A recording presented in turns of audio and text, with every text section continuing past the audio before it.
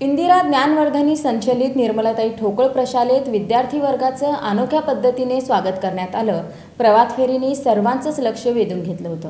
इंदिरा ज्ञानवर्धनी सोलापूर संचलित श्रीमती निर्मलाताई ठोकळ प्रशाला आणि कनिष्ठ महाविद्यालयात सर्वत्र गुलाबाचा सुगंध दरवळत होता। रांगोळ्यांच्या पायघड्या घालण्यात आलेल्या होत्या, फुलांच्या पाकळ्या पसरवण्यात आल्या होत्या।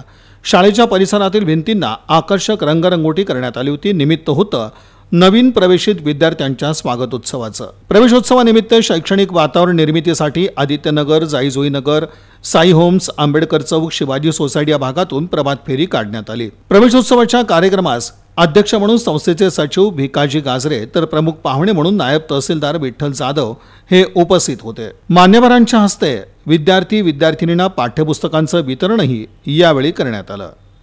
दरम्यान नवीन शैक्षणिक वर्षासाठी संस्थापक अध्यक्ष माजी आमदार निर्मलाताई ठोकळ, संस्थेचे अध्यक्ष विपिन ठोकळ, उपाध्यक्ष सचिन ठोकळ, संस्थेचे सचिव भिकाजी गाजरे, संचालिका शिल्पा ठोकळ, प्राचार्य डी गाजरे यांनी विद्यार्थ्यांना शुभेच्छा दिल्या।